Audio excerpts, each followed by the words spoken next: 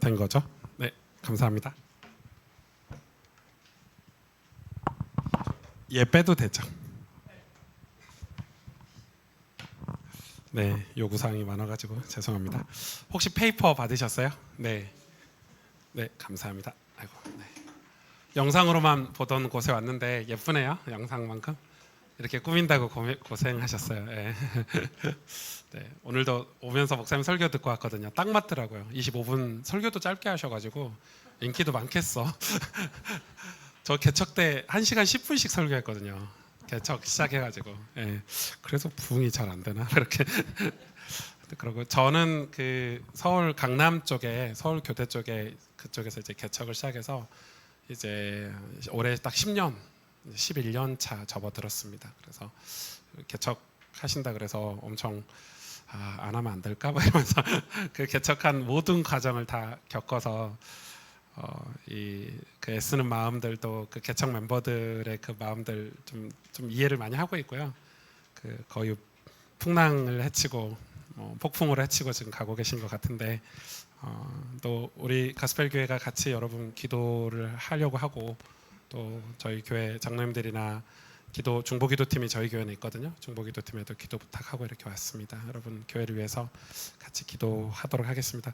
저도 백석 교단에 온 지 한 2년 차 됐고요. 저는 조금 일찍 그 교단을 옮겼고 그리고 지금 그 백석 신대원 그 역사신학에서 지금 석박사 과정을 하고 있습니다. 그래서 박사를 왜 하는지는 모르겠는데 죽을 것 같거든요. 그래서 공부를 하는 게 죽을 것 같은데 그 교수님들이 좀 박사를 하면 좋겠다 해서 제 그 고신대학교 은사님이 이상규 교수님이라고 교회사 쪽에 되게 권위 있는 교수님이 여기 백석에 지금 석좌 교수로 와 계세요. 그래서 그분께서 공부하러 와라 이래가지고 사실 저희 교회에서 한 코스밖에 안 돼요. 그래서 학교도 가까운데 뭐 하고 있냐 해서 이제 공부를 시작을 했는데 잘 마칠 수 있을지 박사는 못 되고 수료만 하고 끝날 수도 있을 것 같고 뭐 어떻게 될지 모르겠지만은 지금 준비를 하고 있고요.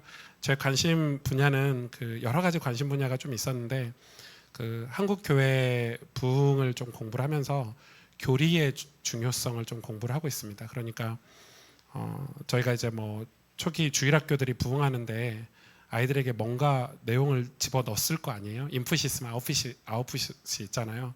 그 인풋에 관한 공부를 하고 있습니다. 왜 한국 교회는 유례 없는 부흥을 맞았을까? 그리고 또 왜 요즘 한국 교회가 이 모양일까? 뭐 이런 게 도대체 우리가 어떤 내용을 지금 한국 교회 성도들에게 들어가고 있고 그 들어간 게 어떤 열매로 드러나고 있는지를 지금 연구하고 있는 제 분야입니다. 재밌겠죠? 예.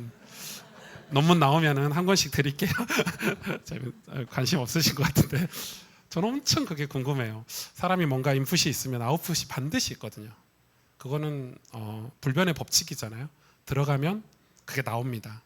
그게 영적이든 정신적이든 물질적이든 먹는 것도 그렇고 우리가 먹는 것 때문에 우리 건강이 달라지잖아요. 그러니까 인풋이 있으면 아웃풋이 있는데 그럼 하나님 우리가 신앙생활 하면서 어떤 인풋이 있냐가 굉장히 전 중요하다고 생각이 들어요.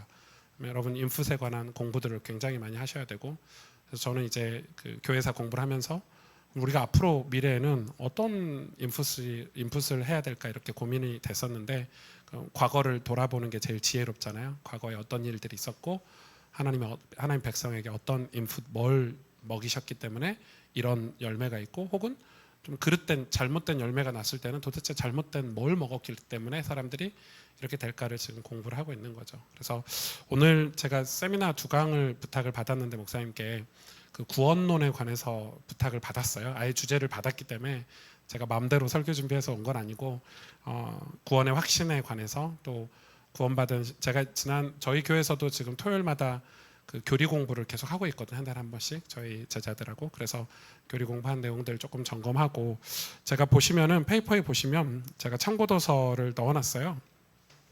제가 어디서 이 강의안을 만들었는지 제가 지금 제일 그 벤치마킹하고 좋아하는 목사님 중에 한 분이 J.D. 그리어라는 분입니다. 이 책인데 구원의 확신이라는 책도 쓰셨죠.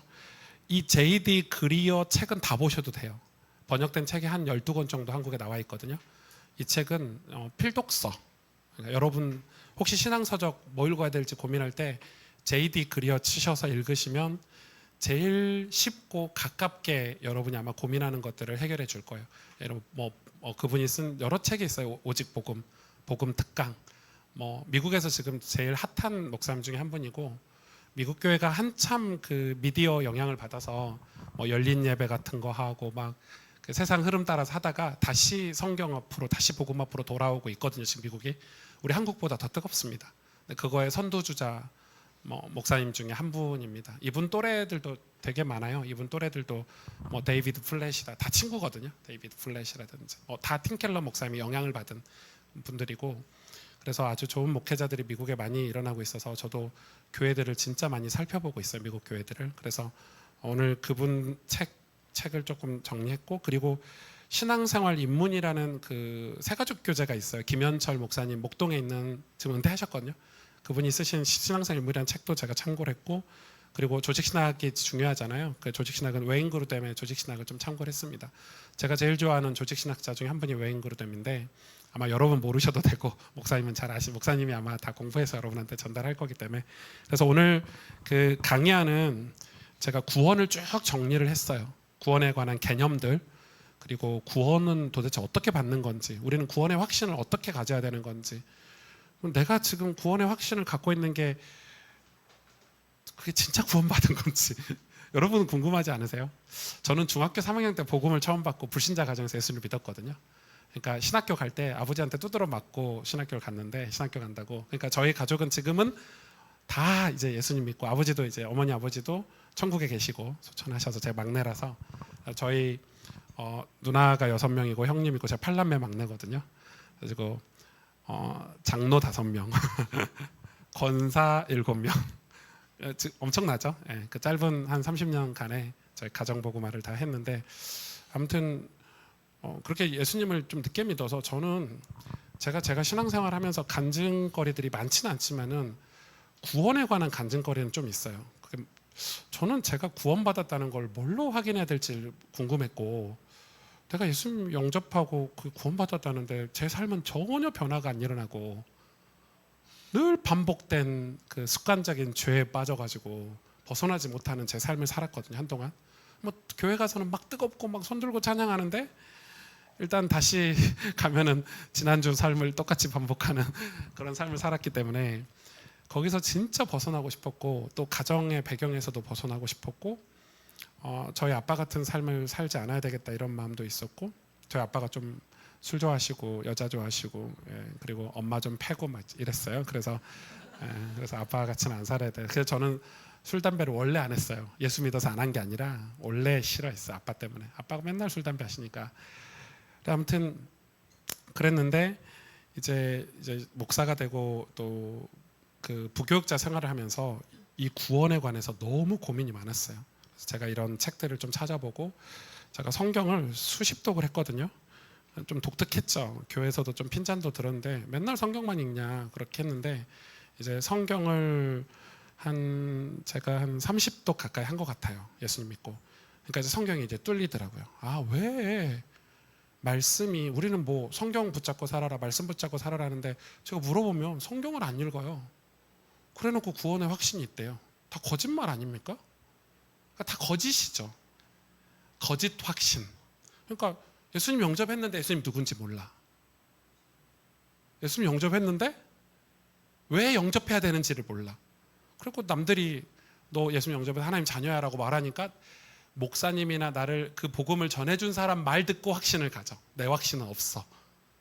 자기 확신 없는, 자기 경험은 없는 거예요. 그러니까 누가 영화 보고 와가지고 와, 이 영화 엄청 재밌어, 스토리 얘기해주면 꼭 내가 마치 본 것 같은, 나는 안 봤는데, 그래서 다른 사람한테 말하다 보니까 이제 내가 본 것 같은 확신이 생기는 거야.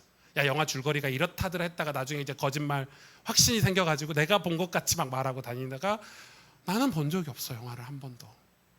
나는 하나님을 만난 적도 없고 예수님을 경험한 적도 없는데 이 확신. 그래서 불안할 때마다 예수님을 계속 영접해.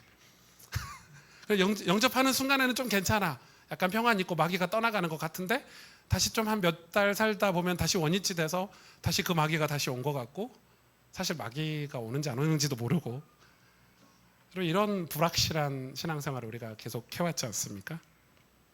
복음을 전하는데 확신도 없이 전하고, 복음을 전하는 것도 올바르게 전하지 못하고, 뭐 여러 가지 그런 저의 복잡한 상황들.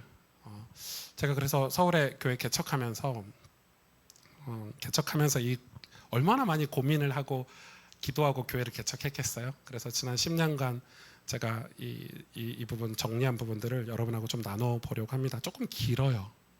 그래서 제가 이 긴 걸 다 소화를 못할까 봐 페이퍼를 아예 작성해서 왔어요. 그거 읽어보시면 제 강의를 안 들으셔도, 저희 교회 성도님들은 목사님은 설교보다 글이 훨씬 좋아요 해서 제 설교를 싫어하시거든요. 그래서 아마 여러분도 비슷한 느낌을 제 글이 훨씬 좋대요. 글로 표현하는 게 훨씬 더. 저는 거의 매일 신앙 일기를 쓰거든요. 글을 예수님 믿을 때부터 일기를 써서 일기장이 이렇게 쌓여 있어요. 그래서 제가 성경 읽고 또 은혜 받은 것들을 글로 늘 남기는 습관이 있어서 이렇게 글을 많이 쓰는 편인데, 아무튼 오늘 좀 그 교환을 만들어 왔으니까 교환을 보시면서 한번 따라가 볼까요? 네, 빠르게 따라와 보시면 좋을 것 같아요. 하다가 아마 궁금한 점 질문이 있는데 메모해 놓으셨다가 목사님께 물어보면 다 답변을 뭐 저한테 하셔도 되는데, 저는 남의 교회 목사니까 자주 여러분하고 만날 일이 없잖아요. 그래서 궁금한 것들 끝나고 제가 잠깐 질문 시간 있고, 그리고 이제 제가 떠나고 나면은 목사님께 물어보면 목사님 100% 똑같은 마음을, 구원관을 가지고 계시기 때문에 답변해 주실 수 있을 것 같습니다. 자, 첫 번째, 교회의 진짜 문제가 뭘까? 그게 바로 거짓 언약신다. 이거는 한국 교회만의 문제가 아니라 미국 교회에서 내놓은 데이터예요. 미국 교회가 한동안 이 값싼 구원론이라는 신학이 유행을 했어요. 값싼 구원론. 값싼 구원론 어디서 오죠? 구원이 너무 쉬운 거야. 싸디 싼 거지. 그래서 예수님 영접하면 구원받아, 이런 식인 거예요. 그게 미국을 강탈했습니다. 그러면 이 값싼 구원론을 이용하는 목사의 심리는 뭘까요? 교회 성도들을 늘리는 거지. 왜? 값싼 구원이 쉽다. 지금 예수님 영접하면 천국 가, 이러면 성도들이 교회로 막 몰려들 거 아닙니까? 그래서 미국 교회가 한동안 대형 교회가 많이 생겼어요. 그런 값싼 구원론을 이용해서 설교를 하고 사역을 한 목사들이. 그런데 한 세대가 지나가면서 리얼 크리스찬들이 사라지고, 기도하는 사람이 사라지고, 하나님을 섬기고 경외하는 사람들이 사라지고, 우리 자녀들은 교회를 떠나기 시작했어요. 왜 그렇죠? 아주 깊이 있는, 이 구원은 엄청난 깊이가 있는 건데, 이 깊이를 가리키는 거를 듣기 싫어하고 가리키는 걸 싫어하다 보니까 그걸 회피하고 값싼 구원론을 쫓아갔는데, 결국 내용 없는 그 값싼 구원론이 결국 제 발목을 잡은 거예요. 미국 교회가 위기가 왔죠. 그걸 채우려고 뭐 찬양 집회도 하고, 여러분 아시죠? 우리가 지금 하고 있는 뭐 열린 예배, 이런 지금 선교단체들이 수많은 찬양 집회들을 해서 아주 청년들을 거기 많이 모으잖아요. 그 미국에 히트를 쳤습니다. 대표적인 게 뭐 힐송 처치 같은 건데, 그게 지금 미국에 얼마나 안 좋은 영향력이 있는지, 이 복음을 회복하자, 성경으로 돌아가자는 이 목회자들이 지금 그거를 다 분석을 한 거예요. 미국 교회를. 우리가 왜 이렇게 됐을까? 왜 젊은이들이 교회를 떠나고, 또 대형 교회는 남아있지만 그 수많은 사람들이 교회가 위기가 왔을까? 이렇게 봤을 때 우리가 성경을 제대로 가르치지 않았구나. 그리고 구원에 관한 잘못된 개념을 가지고 있었구나. 그리고 신학교에서 값싼 구원론을 가르치는데 그 값싼 구원론 때문에 그렇구나 하고 거의 다 진단이 다 끝났어요. 그래서 미국 지금 차세대 복음주의 목회자들은 그걸 이해하고 이 교리 공부라든지 교회 정통이라든지 성경 공부라든지 이런 거를 정말 체계적으로 하고 있습니다. 성도들이 듣기 싫어하는데, 그럼 교회를 떠나는데 그래도 하고 있습니다. 그런데 놀라운 일은 지금 미국에 다시 부흥이 돌아오고 있죠. 여러분, 이 하나님 말씀은 정말 살아있는 하나님 말씀이잖아요. 1.1획도 버리시면 안 돼요. 창세기부터 요한계시록까지 단 한 절도 한자도 버리시면 안 돼요.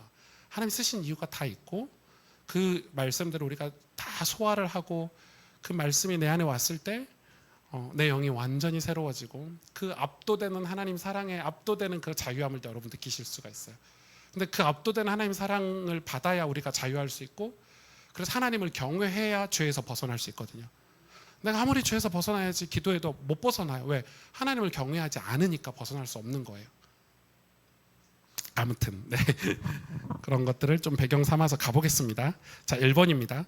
거짓된 확신, 이게 뭐죠? 제가 이거는 이 미국의 이제 청년이 쓴 건데 보세요. 한 번 받은 구원은 영원한 구원이라는 거지. 점점점. 그 말은 13살에 얻은 내 구원이 지금 내가 더 이상 하나님을 믿지 않아도 여전히 유효하다는 거야. 한 번 받은 구원은 영원한 구원이니까 여기서 좀 문제점을 지적해 보실 수 있을까요? 13살에 구원을 받았대. 그런데 지금은 하나님을 안 믿는데. 근데 유효해요? 이 구원이 유효할까요? 이 구원이 뭘까요? 13살에 예수님 믿고 구원을 받았대. 확신이 있어. 근데 지금은 안 믿는데요. 지금 하나님을 믿지 않아도 그 구원은 유효하다는 거예요. 여러분, 이게 약간 구원파 교리인데, 이 교리가 지금 이 친구가 하는 얘기가 구원파 교리거든요. 이게 값싼 구원론의 대표적인 폐해입니다. 그러면 이게 왜 문제가 되는지, 그럼 오늘날 우리는 어떤 구원의 확신을 가져야 되는지, 오늘 아마 이 강의를 두 강의를 다 들으시면 이렇게 이해가 되실 건데 한번 가볼까요? 성경은 실제로 영원한 보증, 즉 한 번 받은 구원은 영원한 구원임을 가리킵니다. 그렇다면 그가 옳은가? 이 위에서 말하는 청년의 13살에 영접한 기도가 그의 구원을 보장해 주는가? 여러분, 성경은 한 번 받으면, 한 번 구원 받으면 영원한 구원이라고 분명히 가르치거든요. 그런데 왜 이런 13살에 영접한 기도가 그의 구원을 보장해 주는 이런 말들이 나오죠? 뭐의 차이라고 생각하세요? 구원론의 차이죠. 구원을 이해하는 정도의 차이인 거예요. 이건 완전 중요하죠. 자, 그럼 넘어가 봅시다. 진실로 구원은 한순간에 일어나고 한 번 구원받은 사람은 영원히 구원받습니다. 아멘. 그러나 구원받은 사람의 표는 그가 믿음의 고백을 그의 삶의 마지막까지 유지하는 거예요. 자, 정확히 말하면 성경에서 구원받은 사람은 변질이 있어요, 없어요? 없어요. 내가 정말 구원을 받았다? 변질이 없어요. 그럼 이런 거하고 같은 거예요. 제가 좀 극단적인 예를 들까요? 목사님하고 사모님하고 결혼하셨잖아요. 결혼식이 구원인가요? 아니죠. 결혼식도 구원은 맞아. 구원의 시작이야. 둘이 만나서 결혼식을 했어. 그게 구원이야. 그런데 그 구원에 포함된 건 뭐예요? 평생 같이 사는 거예요. 변질되지 않고. 그 구원은 그래서 칭의와 성화가 구별만 하는 건데 우리가 구분되진 않아요. 하나예요. 칭의와 성화가. 예수님 영접한 순간부터 구원이 시작이 되는 거예요. 근데 그걸 시작이라고만 말하면 안 되는 게 이미 결혼을 했기 때문에 뭐 어떻게 살아도 부부예요. 근데 여러분 봐보세요. 이 값싼 구원론자들은 지금 뭔 얘기를 하고 있냐면 둘이 결혼했는데 나 이제 구원 받았어. 이 사람 내 와이프야. 목사님이 그럴 리는 없어요. 예, 반대로 얘기합시다. 그래도 목사님이니까 반대로 얘기해서 사모님이 쟤 내 남편이야. 나 결혼식 내 남편이야. 해놓고 이제 나 다른 남자도 좀 만나볼래.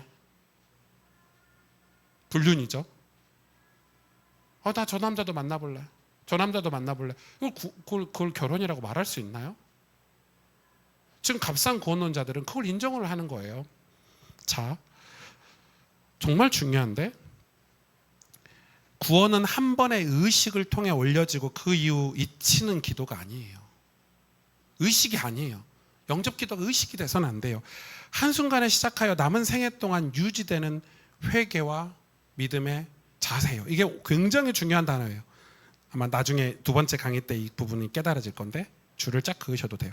자, 그러면 여기서 회개가 굉장히 중요한데 회개는 그 믿음 위에서 하는 행동하는 거예요. 여러분, 믿음이라는 단어가 구약의 히브리어에 없는 거 아세요? 구약 성경에는 믿음이라는 단어가 없어요. 아예. 왜 없을까요? 히브리어를 백날 찾아봐도 히브리어 성경을 믿음이란 단어, faith라는 단어 영어가 있잖아요. 근데 없어요. 구약에는. 왜 없죠? 믿음은 어떤 단어나 형이상학적인 게 아니라 행동이기 때문에 없는 거예요. 아브라함이 갈대아 우르에서 하나님 말씀을 듣고 나왔다가 믿음인 거예요. 노아가 하나님 말씀을 듣고 노아의 방주를 지었다가 믿음인 거예요. 그래서 구약에는 믿음이라는 단어가 없어요. 그래서 구약의 믿음을 설명하기 위해서 신약에서 만들어낸 단어예요. 믿음이라는 단어는. 놀랍죠? 우리 교회 성도들은 놀라시던데 구약에 믿음이라는 단어가 없다고 그래서. 왜냐하면 믿음은 행함이기 때문에, 어떤 행위이기 때문에. 믿음은 커피집 사장님들 많이 보이시는데 손님이 돈 내고 저 아이스 아메리카노 한 잔 주세요 하면은 예 드릴게요. 그게 믿음인가요? 왜 안 주세요? 예 드렸습니다. 그게 믿음인가요? 빨리 가서 커피를 타야 돼요. 커피를 내려야 되고, 그래서 그 사람 손에 쥐어줘야 돼요. 그 행동이 믿음인 거예요. 그러니까 구약에는 믿음이란 단어가 없어요. 자, 그럼 회개는 그 행함 위에서 행동하는 거, 믿음이라는 거에 위해서 행동하는 게 회개죠. 회개는 당신이 이해하는 예수님에 기초하여 당신의 삶의 방향을 전환하는 것을 의미합니다. 원래 회개라는 단어는 뭐 여러분 많이 들어보셨죠? 하말티어라고 해가지고 관역이 있는데 비껴나간 관역을 다시 목적지를 다시 수정해가지고 이런 뜻이 있고 복잡해요. 복잡한데 그 히브리어 단어는 굉장히 중요한데 그게 몇 인칭이냐에 따라서 의미가 다 달라지고 한데, 이 회개라는 단어는 하나님과 관계를 갖는 걸 얘기해요. 원래 창조된 게 우리가 하나님께 영광을 올려드리기 위해서 인간을 창조하셨잖아요. 하나님이 찬송이 되기 위해서. 그 목적을 비껴나갔기 때문에 그 목적으로 다시 돌아오는 걸 회개라고 해요. 그러면 회개는 일회성인가요? 우리가 한번 돌아오면은 영원히 변질 안 되고 넘어지지 않고 시험 안 들고 속상하지 않고 계속 하나님의 영광만 바라보고 살 수 있나요? 우리 인간이? 그럴 수 없다는 걸 주님도 아세요. 하나님도 아세요. 그래서 우리에게 주신 게 뭐냐면 회개를 주신 거예요. 돌이키라는 거예요. 매일 돌이켜서 방향을 수정하라는 거예요. 하나님과 교제를 회복하라는 거예요. 두 사람이 부부싸움 했으면 계속 부부싸움하고 한 2, 3일은 가죠 보통. 근데 평생 가면 안 되잖아요. 그래서 누군가는 회개를 하고 잘못했다고 용서를 구하는 게 그게 회개예요. 그래서 다시 두 사람의 관계를 회복하는데 목적 있는 단어가 회개예요. 그러니까 내가 내 마음 시원하게 하려고 그것도 잘못했습니다 하나님, 내 마음이 불편한데 남 훔친 것도 죄송해요. 그게 회개가 아니고 하나님 아버지와의 관계를 회복하기 위해서 주신 도구가 회개란 말이에요. 그러니까 구원은 하나님 아버지와의 관계를 구원이라고 하는데, 관계의 시작이 예수님을 모시는 거예요. 그럼 관계가 시작된 상태에서는 처음에는 어색하잖아요. 신혼부부가. 그래 맨날 싸우잖아요. 너는 왜 치약 뒤에서부터 짜냐, 중간부터 왜 누르냐, 싸우는데 한 20, 30년 살다 보면은 관계가 돈독해지죠. 부부는 닮는다고. 신앙도 믿음도 그런 영역이에요. 하나님 아버지하고 관계가 깊어지는 영역이에요. 이건 제가 성경적으로 오늘 설교하는 시간이 아니고 세미나이기 때문에 충분히 여러분 이해하고 가시라고 이런 설명들을 드리는 거예요. 자, 봅시다. 조금 더 봅시다. 회개, 그래서 그렇기 때문에 진실하게 믿는 자에게 당연한 한 가지 요구가 바로 뭐다? 회개다. 그죠? 그러면 이런 공식이 나올 수 있겠죠? 즉 믿음은 뭐다? 회개다. 예. 믿음이란 단어 자체가 회개하고 똑같은 단어예요. 예수님을 믿는데 내 삶을 그분께 맞추지 않는다면 그것은 믿음이 아니기 때문에, 회개는 예수님께 방향을 맞추는 건데 그 회개가 없이 어떻게 구원이 있을 수 있고 믿음이 성립될 수 있겠어요? 그 관계를 회복하기 위한 게 회개인데. 그러니까 여러분 회개를 굉장히 성경적으로 바르게 이해를 하고 계셔야 돼요. 그럼 그 밑에 한번 읽어볼까요? 예수님을 믿을 때 예수님의 피로 씻김받고 성령으로 인쳐지고 새하늘에 거할 처소를 보장받고, 그렇죠?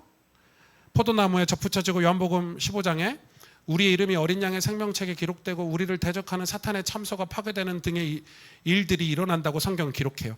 우리가 예수님을 믿는 순간에 이런 일들이 벌어진대요. 그런데 이런 일들이 한 가지에 치우쳐 진심으로 예수님을 주인으로 모시는 일을 제대로 하지 못하게 된다면 그것은 옳은 믿음이 아닐 거라는 거예요. 근데 우리가 보통 이단들은 한 가지에 치우치잖아요. 이 중에 여러분 한 가지 뭐에 치우칠 수 있겠죠. 그런데 지금 중요한 거는 예수님을 믿을 때 벌어지는 이 모든 일들이 다 하나님 아버지와 우리 사이의 관계 때문에 일어나는 일들이에요. 이 관계 때문에 어쩔 때는 뜨거운 마음도 있고, 어쩔 때는 내 삶의 변화도 있고, 어쩔 때는 사단이 떠나가기도 하고, 어쩔 때는 이런 역사가 일어나고, 그거는 시냇가에 심은 나무가 시편 1편에 뿌리를 내리는데 때에 따라 계절에 따라 열매 맺는 것과 같은 거예요. 이해가 되세요? 예. 그러니까 여러분 우리 권사님에게 이런 일이 벌어졌다고 해서 지금 뭐 집사님이 권사님처럼 똑같이 이런 일이 벌어질 필요가 없는 거예요. 교회는 하나의 공동체지만 각자에게 하나님이 역사하신 건 다양성이 존재해야 돼요.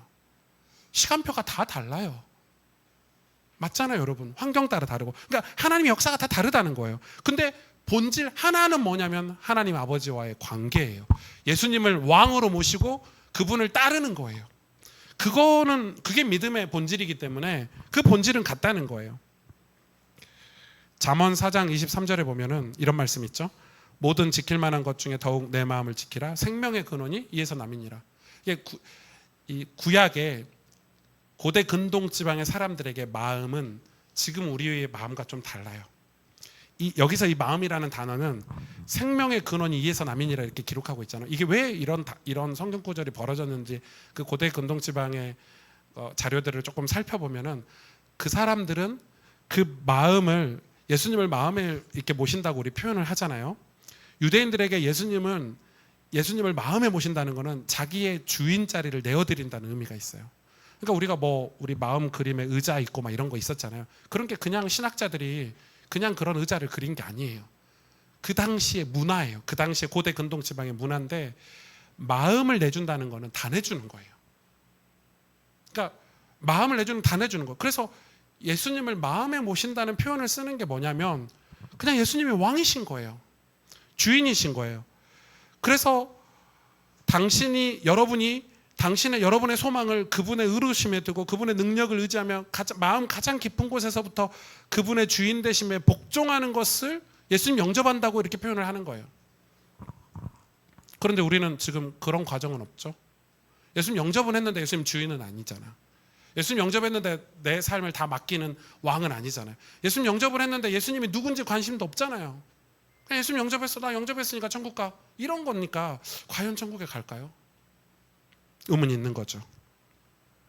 그런 의미에서 예수 그리스도가 우리 마음에 계시다는 것은 회개를 말하는 거고, 왜?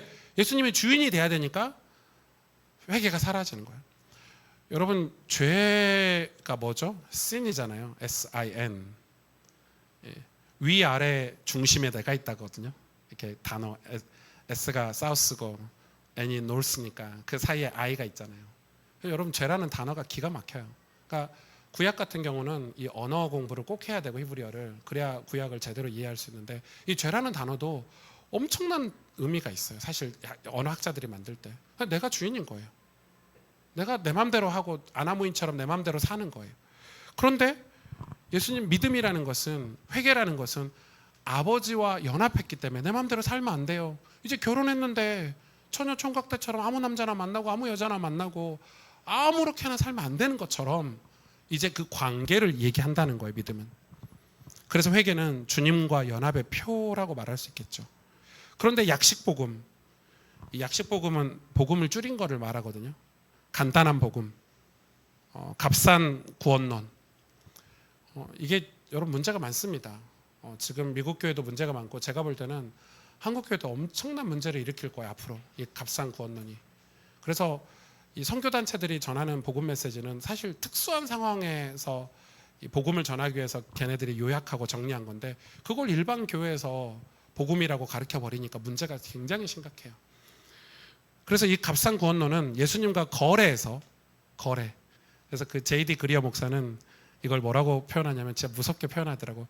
종교 약쟁이, 구원 약쟁이, 구원 팔아먹어가지고 목회하는 이런 나쁜 사람들이 이렇게 이 싹군 목사, 거짓 목사 이렇게 얘기하더라고요.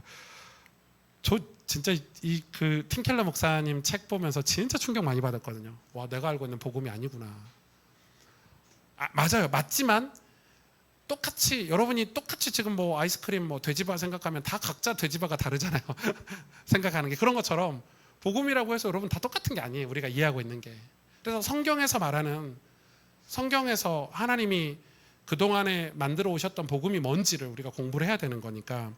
그래서 예수님과 거래해서 천국 가게 만들어 오히려 세상에서 타락하게 만드는 사탄의 신학이다 이렇게 표현했어요. 이건 이 웨인 그루뎀이 이렇게 얘기했거든요. 사탄의 신학이다 이 말은. 웨인 그루뎀이 여러분 그러니까 예수님과 거래해가지고 이런 마음을 주는 거예요. 여러분 얼마나 교묘합니까? 예수님과 거래해가지고 나 천국 갈 확신이 있어. 그러니까 이제 나는 내 마음대로 살 거야. 그게 사탄이 주는 노림수라는 거예요. 무섭죠. 여러분 제게 이거는 뭐 격가지인데 세계 3대 퀴어 축제가 어느 나라에 일어난 줄 아세요? 퀴어 축제, 그 동성애 축제가 있잖아요. 우리나라에 있죠. 그 다음에 하나는 네덜란드, 그리고 하나는 여러분 깜짝 놀랄 거예요. 이스라엘에 있어요. 근데 이 3대 퀴어 축제의 특징이 뭐죠? 엄청 혐오스럽게 옷을 입고 옷 다 벗고 막 이렇게 하잖아요. 근데 왜 그렇게 하죠? 원래 동성애자들이 그렇게 사나요? 아니요. 동성애자들 엄청 젠틀합니다. 그리고 깨끗하고. 근데 축제할 때는 과도하게 막 옷 벗고 속옷도 안 입고 막 이상한 행동하고 하죠. 이유가 뭐냐면 걔네들 전략이래요. 기독교 국가에 그걸 하면은 기독교인들이 반발해가지고 막 피켓 들고 반대 시위하고 그걸 다 언론 뉴스로 만들어서 다 배포해요. 그럼 뭐라고 이미지가 생기냐면 사람들에게 기독교회는 편협해. 기독교회는 폭력적이야. 기독교회는 이해도 못하는, 포용을 못하는, 이걸 만든대요, 전략적으로. 그렇게 무너진 나라가 네덜란드예요. 네덜란드 여러분 이 헤르만 바빙크라든지 아브라함 카이퍼라든지 유명한 기독교 국가입니다. 완전 무너졌습니다. 동성애 국가 돼버렸어요. 그러니까 그게 전략이에요. 그래서 여러분 막 피켓 들고 반대 시위하러 가지 마시고 기도하시고 동성애자들을 위해서 그 말려들 필요가 없어요. 얼마나 무서운지 몰라요. 그런 이 전략들이. 근데 이런 값상 구원론도 사탄의 신학이라고 딱 하는 게 무슨 구원론이 사탄의 신학이 이렇게 말할 수 있지만 이걸 접한 사람은 성경을 깊이 있게 공부하고 또 하나님과 깊이 있는 관계를 맺는 거를 안 한다는 거예요. 왜? 너무 쉬운 거를 접해버렸기 때문에. 여러분 당장 교회에서 뭐 말씀 사경회를 한다, 뭐 목사님께서 이런 책들을 강의한다면 지루해, 졸려, 하기 싫어. 안 그렇습니까? 그렇잖아요. 그리고 막 설교도 다 짜집게 해가지고 요즘은 막 2분짜리 1분짜리 막 이렇게 쇼츠로 나오니까 그런 거 막 뭐 유명한 목사님 뭐 이찬스 목사님, 유기성 목사님 이런 것만 막 쇼츠로 보고 막 특별한 자극적인 메시지만 정리한 거 보다가 익숙해지니까 목사님이 오늘처럼 강해 설교를 그렇게 은혜롭게 해주신 거는 안 들어오는 거예요 이제. 그래서 사탄 신학이라고 웨인 그루뎀이 교회를 무너뜨리는 전략이라는 거예요. 성도들이 똑바로 성경을 읽고 공부하지 않게 한다는 거예요. 무섭죠. 그래서 볼까요? 구원이 주어지는 것은 당신이 어떤 기도를 했기 때문이 아니라는 거예요.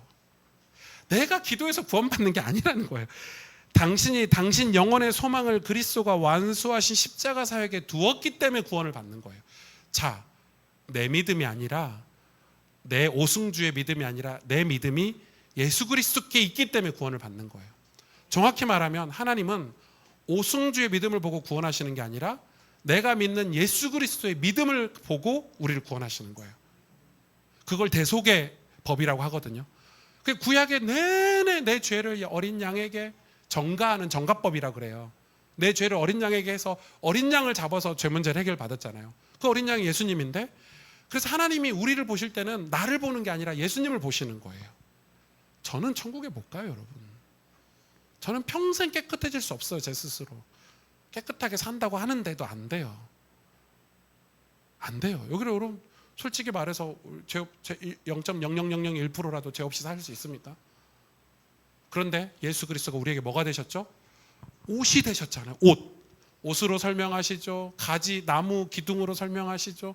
뭐 온갖 설명을 다 하시는데 그 설명 내용을 다 들어보면 예수님이 날 완전히 덮으셨다는 거예요.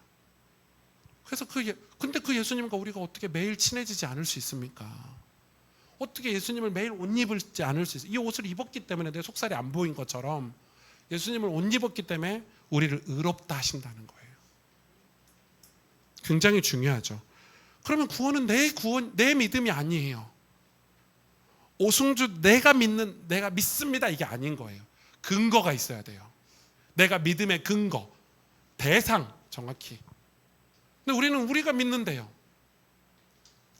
제가 지난주에 어떤 자매를 만났는데 이 자매가 저한테 누가 소개시켜줘서 만났는데 그 자매가 그러는 거예요. 자기는 교회 안 가도 신앙생활 잘할 수 있대요. 성경 안 읽어도 된대요. 자기는 뭐 기독교 욕하잖아요. 보통 뭐 목사들이 문제가 많고 교회가 문제가 많고 뭐 이러면서 얼마나 막 부정적이고 비판적인데 중요한 거는 자기는 혼자서 신앙생활 잘할 수 있대요. 저는 주로 이제 그런 분들 다 팩트로 조지거든요. 예. 예. 왜냐면 저는 저희 교회가 막 성장하고 이런데 별 관심이 없어요. 성도들이 오든 말든 별 관심이 없고 중요한 건 이 성도가 예수님을 잘 믿어야 되니까 그게 저한테는 하나님 천국에 갔을 때 중요한 일이지 뭐 우리 교회가 온다 안 온다 별 관심이 없어서 그래서 좀 세게 얘기하는 편이에요. 그런 자매 보고 똑같이 했어요. 오늘 내용을 똑같이 얘기했어요. 당신 정말 십자가를 통과한 적이 있느냐? 당신이 뭐 구원받았다고 하는데 내가 볼 땐 당신 지금 지옥 간다.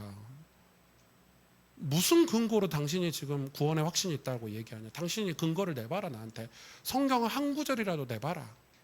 당신이 경험한 것들, 체험한 것들, 이해한 것들을 나한테 설명해봐라. 그럼 당신이 도덕적으로 깨끗해서 구원받는다고 하느냐? 성경을 읽어봐라. 도덕적으로 깨끗해서 구원받을 수 있는지. 당신은 지금 원죄도 이해를 못하고 있는데 죄의 개념도 이해를 못하고 있는데 뭐 할 말 있습니까? 여러분 그럼 두 번째 보세요. 큰 두 번째 제목 한번 읽어볼까요? 제목이 중요하니까 시작. 하나님은 우리가 확신하기를 원하시는가? 예, 원하실까요? 원하실 것 같으세요? 안 원할 것 같으세요? 자, 읽어볼게요. 만일 당신이 하나님은 당신의 모든 것을 걸 만한 분임을 확신하지 못한다면 어떻게 적대적인 세상에 저항할 수 있겠는가? 저는 이 질문이 제가 신앙생활에서 제 신앙이 뻥 뚫렸던 해결 질문이었거든요. 내가 하나님께 내 모든 걸 걸 만한 분으로 이해하지 못하고 있는데 내가 세상에서 유혹을 어떻게 이기고 죄를 어떻게 상대하며 내가 이 적대적인 세상에서 어떻게 믿음을 지키고 승리하는 신앙생활을 할 수 있겠는가 이 말이잖아요. 어떻게 십자가의 길을 갈 수 있겠는가? 하나님께 내 인생을 다 모든 걸 걸 만한 분이라고 믿지를 않는데 근데 그렇게 안 하는 이유가 뭐냐면 안 믿는 거예요. 하나님을. 아직 하나님이 누군지를 모르는 거죠. 모르기 때문에 하나님 앞에 의로운 믿음의 생활, 신앙생활, 순종을 안 하는 거예요. 하나님을 알면은 그렇게 할 수가 없는 일이에요. 이해가 되세요? 그러면은 굉장히 중요하죠. 이 확신은 여기서 확신은 성경에서 말하는 하나님이 우리에게 요구하시는 확신은 지금 결이 좀 다르죠. 내가 하는 확신이 아니에요. 인간의 확신이 아니에요. 그래서 두 번째 보세요. 사랑의 확신을 통해서만 우리는 온갖 종류의 반대와 의심과 시험을 이겨낼 힘을 얻는다. 당신이 구원받았음을 확신하기까지 당신의 영적 생명은 정말로 도약조차 할 수 없을 것이다. 당신이 그분의 것이고 그분이 당신의 것임을 알기 전까지 당신의 순종은 제한될 것이다. 고로 하나님은 우리에게 사랑을 통해서 확신을 주신다. 제가 교회사를 공부하잖아요. 예수님의 제자들도 그렇고 순교자들, 선교사들, 와, 선교사님들 뭐 이상한 선교사님들도 많지만 교회사 속에 훌륭한 우리나라에 여러분 그 합정역에 가면 홍대에 가면은 양화진 선교사 묘역이 있어요. 성도들끼리 한번 바람 쐬러 가보세요. 그냥 거기 가도 감동입니다. 우리나라에 와서 죽었던 선교사들이 거기 다 묻혀 있거든요. 2살짜리, 1살짜리.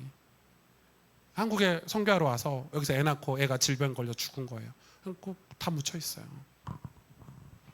여러분 유명한 선교사들 거기 다 있는데 그분들이 미쳤다고 자기 학교에 법대 나와서 의대 나와서 미래가 창창한데 미국에서 조선의 소식을 듣고 이 조선 땅까지 배를 60일씩 70일씩 타고 와가지고 병원도 없는 이 땅에서 복음 전하다가 성경 가르치다가 신학교에서 신학교 세우고 뭐 이렇게 하다가 질병 걸려서 죽고 순교해서 죽고 근데 그분들이 기분이 나쁘냐 아 인생이 헛살았냐 그런 표현된 일기장이 단 한 절도 없어요. 그 선교사들의 일기장을 읽어보면 다 뭐라고 가슴이 벅차 있어요. 너무너무 하나님의 영광이 크고 이 조선 땅에서 하실 하나님의 일들이 너무 기대돼서 이 사랑의 확신 때문에 여러분 죄도 싸워서 이길 수 있는 거예요. 그렇잖아요. 제가 맨날 나쁜 짓 하고 살다가 좋은 선생님을 만나서 그 선생님 날 너무 사랑해줘서 그 사랑하는 선생님하고 좋은 관계가 되면 죄 이기는 거예요. 왜? 선생님을 봐서라도. 새 인생을 사는 거예요. 인간도 좋은 사람을 만나면, 좋은 친구를 만나고, 좋은 아내를 만나고, 좋은 남편을 만나면 변할 수 있어요. 근데 이거는 그런 결이 다르잖아요. 하나님의 압도적인 사랑을 경험한 사람은 이거는 내가 확신 가지십시오, 저 구원의 확신이 있습니다 말할 필요가 없는 거예요. 그래서 구원의 확신은 언어가 아니에요. 언어로 표현을 하는 것뿐이지 언어가 아니에요. 구약에 믿음이라는 단어가 없는 거하고 똑같아요. 믿음이라는 단어가 없었는데 구약의 믿음의 사람들이 히브리서 11장에 그렇게 많습니까? 그러니까 구원의 확신은 단어가 필요 없는 거예요. 너 구원의 확신 있어 없어 물어볼 필요도 없는 거예요. 결혼했는데 자꾸 물어봐. 벌써 결혼한 지 20년 됐는데 두 사람 서로 사랑해? 두 사람 서로 결혼했어? 언제 했대? 결혼식 한 사진 좀 보여줘. 이제 그만 좀 물어봐요. 이런 거하고 똑같은 거예요. 애도 둘 셋 나가지고 이제는 있잖아요. 이상하잖아요. 계속 물어보면 결혼식 언제 했냐고. 저도 벌써 결혼한 지 20년이 넘었는데 애가 둘이나 있는데 자꾸 와가지고 사람들이 와가지고 목사님 결혼했어요? 언제 했대? 며칠 날 했대? 그게 중요한가요? 그 결혼식 사진 한 장도 없거든요. 우리 와이프가 다 찢어가지고 자기 얼굴 이상하게 나왔다고. 그래서 뭐 다시 뭐 리마이딩 웨딩을 하자든가 뭐 하자든가 자꾸 그런 걸 여자들이 왜 하는지 모르겠는데 아무튼 그 예쁜 사진 다 숨겨놔가지고 어디다 다 처박아놔가지고 찾지도 못해요. 증거가 없나요? 그럼 전 결혼 안 했나요? 결혼식 사진 찢었으면 결혼식 안 한 건가요? 여러분 구원을 제대로 이해하셔야 돼요. 확신은 뭐예요? 실제로. 자, 조금 더 가봅시다. 디모데후서 1장 12절이 걸친 거죠. 이로 말미암아 내가 또 이 고난을 받되 부끄러워하지 아니하면 내가 믿는 자를 내가 알고, 내가 믿는 분을 내가 정확히 알고, 또한 내가 의탁한 것을 그날까지 언제예요? 주님 재림하시는 날까지, 천국에 입성하는 날까지 그가 능히 지키실 줄을 확신함이라. 아멘. 예. 아셔야 돼요. 저는 신학을 공부하면서 부활에 대해서 공부를 했거든요. 재림에 대해서. 여러분 우리 육체도 완전히 부활되는 거 믿으십니까? 예. 여러분 이 신학이 발달해서 화장이라는 장르가 생긴 거예요. 옛날 사람들은 이 부활에 대해서 어떻게 이해했냐면 몸을 보존해야 부활이 된다고 생각한 거야. 몸을 보존해야 돼. 근데 현대 신학에 와서는 하나님이 전능하셔. 물 분자 뭐 이렇게 분자 다 가루 흙으로 돌아가도 다시 우리 형상을 회복할 창조주라는 신학이 발달한 거야. 그래서 그때부터 화장 제도가 생긴 거예요. 허가를 해준 거야. 옛날 기독교에서는 화장을 허가를 안 해줬어요. 왜? 몸이 보존돼야 부활하실 때 우리가 예수님 재림하실 때 우리 몸이 부활되니까.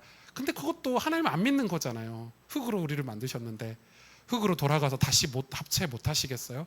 그래서 신학이 중요한 거예요. 과학도 중요하고. 그런 것들이 발달하면서 믿음도 성장이 된 거예요. 우리 믿음도. 교리도 바뀌고. 그래서 교리가 계속 발전이 되고 있는 거예요. 그 말은 뭐예요? 오늘 디모데 이 말씀처럼 하나님이 어떤 분인 줄 알면 알수록 내 믿음은 커지는 거예요. 그래서 내가 믿음 커지게 해달라고 기도할 필요가 없는 게, 여러분 진짜 믿음이 커지고 싶으시면 성경 공부를 하시면 돼요. 제일 빨라요. 그렇잖아요. 하나님이 누군지 알면 내 믿음이 커지는 거예요. 중요하죠. 자, 그럼 무모한 순종이라고 제가 썼어요. 무모한 순종. 순종을 통해 우리의 믿음은 성장해요. 때론 무모한 순종이 우리의 믿음을 성장시켜요. 그 성장은 하나님의 사랑이 우리 마음속 깊숙이 침투해 우리의 뒤틀린 본성을 참으로 변화시켜요. 제가 저희 집에 제사를 드렸는데 고등학교 때 교회를 다니고 제가 성경을 읽으니까 제사를 드리면 안 되겠더라고요. 어린 마음에. 집에 가서 엄마한테 얘기했어요. 엄마 나 교회 다녀. 엄마랑 같이 안 살았거든요. 제가 누나네 집에 자취하면서 교회를 다녔는데 엄마 나 교회 다녀 했더니 썩을 놈의 새끼가 하라는 공부는 안 하고 교회를 다닌다고. 아직도 그 말이 생생해요. 아빠한테 말하면 넌 맞아 죽어 이 녀석아 뭐 이런 식이에요. 그래서 근데 엄마 알겠는데 맞아 죽는 건 알겠는데 제사를 좀 어떻게 안 드리면 안 될까 했더니 너네 아빠하고 얘기하라는 거예요. 아니, 우리 아버지 맨날 술 먹고 맨날 엄마 패고 바람 피고 꼭 제사 지낼 때 집에 돌아. 그건 악착같이 지켜. 웃기잖아요. 원래 좋은 아빠는 가장은 평상시에 잘해야지. 평상시에 아내를 사랑하고 자녀들을 잘 돌보고 가정을 잘 돌보는 게 좋은 남편이고 아내, 그거는 일도 없어요. 오직 제사만. 제사 지내는 날 제가 기도를 하고 이걸 한 번을 꺾어야 되겠는데 싶어서 제사상 엎었잖아요. 고등학교 2학년 때 엎었습니다. 저 진짜 그때 천국 가는 줄 알았어요. 일단은 네. 제사상 다 차릴 때까지 기다렸어요. 제가 의도적으로. 엄마한테는 귀띔했어요. 엄마 나 이거 엎을 거야. 아빠 보는 앞에서 엎을 거야. 그래서 제가 상을 진짜 그대로 엎었어요. 웃으면서. 난리 났죠. 아빠가 난리가 났습니다. 진짜 그런 난리도 난리가 아니었어요. 아빠는 제가 막내니까 늦둥이니까 얼마나 너는 육군사관학교를 가야 돼, 너는 경찰이 돼야 돼, 이런. 그래서 제가 신학교 간다니까 학교 와가지고 난장 피고 막 이러셨거든요. 제사상 없고 그때는 고등학교 2학년이니까 제가 아빠보다 힘이 더 좋았거든요. 아빠 손을 탁 잡고 아빠 제사가 중요한 게 아니라 아빠는 아빠 노릇을 하는 게 더 중요한 것 같다. 진짜 제가 아빠가 막 패려고 그러는데 힘이 대가 저 세니까 패지 못하시고 일장 연설을 했죠. 나중에 저희 아버지가 그 예수님 영접하고 이제 집사 저희 목사님 목양실에서 무릎 꿇고 예수님 영접하실 때 그때 그 이야기를 하시더라고요. 그래놓고 아버지가 그랬어요. 그래놓고 네가 어떻게 사는가 보자 이렇게 하고 저를 봤다는 거예요. 그래놓고 그 뒤로 거의 한 10년 만에 예수 믿으셨거든요. 그러니까 여러분 이 무모한 거죠. 무모한 거예요. 그러니까 순종은 우리는 하나님의 사랑을 받아서 순종을 하지만 세상 사람들을 볼 때는 여러분 저 세상 엎으시면 안 돼요. 저 따라서 하시면 안 돼요. 저는 상황이 그래서 엎은 거고 여러분 엎으시면 안 돼요. 그렇게 전도하면 안 돼요. 예. 그렇게 전도하면 좋진 않아요. 그래서 뭐라고 합니까? 사도 바울은 우리가 우리 자신을 위한 그리스도의 희생의 영광에 압도될 때에만 우리 자신이 영광으로 변화될 수 있다고 했는데 이것은 잘 보세요. 두꺼운 글씨. 하나님을 갈망하기 때문에 그분을 섬기는 거예요. 의를 사랑하기 때문에 의를 행하는 사람들의 영광인 거예요. 자, 의를 행하는 게 아니에요. 하나님을 갈망하는 게 아니라 하나님을 갈망하기 때문에 그분을 섬기는 거예요. 의를 알기 때문에, 의를 사랑하기 때문에 행하는 거예요. 그거 좀 어려운데 더 가봅시다. 그럼 종교는요, 봐보세요. 우리가 흔히 말하는 종교는 우리에게 행위를 바꾸라고 명령하지만 우리의 마음은 변화시키지 못하죠. 이건 종교예요. 자꾸 우리의 행위를 바꾸라고 얘기해요. 그런데 우리 마음은 변화시키지 못해요. 올바른 것을 행하라고 말할 수는 있지만 올바른 것에 대한 사랑은 주지 못하는 거예요. 굉장히 중요한 건데 그 다음 넘어가 봅시다. 그럼 확신은 순종이나 영적 성장을 위한 동기를 억제하기보다는 오히려 뭐가 된다고요? 그것에 연료가 돼요. 하나님 우리에게 확신을 주시는 것은 내 안에 그리스도에 대한 기쁨과 나를 향한 하나님의 사랑을 아는 것으로 인해 하나님의 영광으로 나아갈 수 있게 되는 거예요. 여러분 창세기 설교를 이미 듣고 계시겠지만은 아브라함이 처음에는 하나님 뜻을 잘 갈 바를 알지 못하고 돌아다니다가 나중에 어떤 사건들을 통해서 하나님이 테스트하시죠. 아브라함을 시험하셔요. 여러분 하나님은 우리를 테스트하셔요. 마귀는 우리를 템테이션 하죠. 유혹하고. 달라요 단어가. 하나님 우리를 테스트하시는데 테스트하시는 이유는 우리를 망해버리라고, 우리가 주저앉아버리라고 테스트하십니까? 아니죠. 우리를 일으켜 세우려고, 우리의 신앙의 수준을 높이시려고 우리를 계속 테스트하신단 말이에요. 우리를 시험하세요. 마지막 시험이 뭐였어요? 이삭을 바치는 거였잖아요. 독자 아들을. 이삭 바칠 때 보셨죠? 그 아름다운 장면을. 이삭을 바치고 나서 하나님이 네가 이제야 나를 섬기는 줄 내가 알겠다 이렇게 얘기했단 말이에요. 그러니까 그거는 아브라함이 어떤 마음이었냐면은 이삭을 진짜 죽이려고 했어요. 어떤 학자들이 여호와 이레를 설명하면서 아브라함의 그 종들을 두고 왔잖아요. 이 종들이 순양을 몰래 갖다 놨다고 표현을 해놨더라고요. 진짜 웃긴 신학자들 많아요. 완전 날라리 신학자들이죠. 다. 그래서 아브라함이 그걸 미리 종들하고 짜가지고 이게 행흉내 그게 아니고 히브리서를 보면요, 아브라함이 이삭을 다시 살리실 줄 믿었다 그랬어요. 진짜 죽이려고 그랬어요. 그러니까 어떤 거냐면 하나님이 이삭을 약속의 자녀로 주셨는데 내가 이걸 죽이라고 하셨다면 다시 살리시겠지라는 믿음을 갖고 있었다는 거예요. 무모하죠. 무모한 순종이에요. 그걸 믿는 거예요. 보이지 않는 걸 믿는 거예요. 신앙은 약속을 믿는 거죠. 그런데 그 과정을 통해서 아브라함은 어떤 사람이 됐어요? 하나님을 섬기는 줄 이제 내가 알겠다. 하나님을 섬기는 사람으로 신앙이 이렇게 성장해 버렸어요. 믿음이 이렇게 커져 버린 거예요. 그러니까 여러분, 이 과정이 없으면, 십자가를 통과하는 과정이 없으면 신앙은 성장하지 않아요. 늘 거기에 머물러 있고 짜증내고 감정적이고 맨날 상황에 따라 변하고. 여러분, 신앙생활 그렇게 하는 분들 많잖아요. 저 밑에서 올라올 생각을 안 해. 왜? 그런 분들 특징은 성경 일독도 해본 적이 없어. 그러니까 신앙을 자기 감정으로 하고 내 이해를 가지고 하고 내 경험으로 해, 신앙생활을. 그러니까 신앙생활이 성장할 수가 없어요. 신앙은 내 믿음이 아니라니까요. 성경을 믿는 믿음으로 가야 돼요. 이해가 되시죠? 그러니까 지금 순종은 그 믿음을 그 믿음을 행함으로 내가 행했다라는 걸 순종한다는 건데, 자 볼까요? 또 살펴볼까요? 정말 중요하죠. 요한복음 15장 9절에 아버지께서 나를 사랑하신 것 같이 나도 너희를 사랑하였으니. 그러니까 하나님이 나를 사랑한 걸 아는 거예요. 이걸 알기 때문에 내가 선교사들처럼, 순교자들처럼 남을 사랑할 수 있는 거예요. 그 젊은 20대 그 엘리트들이 미쳤다고 조선 땅에 와서 여기서 조선 사람들에게 복음 전하려고 여기까지 왜 왔을까요? 그거는 아버지의 사랑을 완전히 압도적으로 받았기 때문에, 그래서 순종할 수 있는 거예요. 그럼 밑에 볼까요? 복음을 제외한 모든 종교적 메시지는 순종을 강요하기 위해 의심과 불확실성을 사용해요. 그러니까 자꾸 안 좋은 얘기를 해가지고 우리에게 자꾸 순종을 강요하는 거예요. 그건 여러분 좋은 종교가 아니에요. 기독교든 무슨 종교든 자꾸 막 안 좋은 얘기를 해요. 저도 진짜 많이 들었거든요. 너네 아버지, 우리 아버지가 교회에서 막 소리치고 이러니까.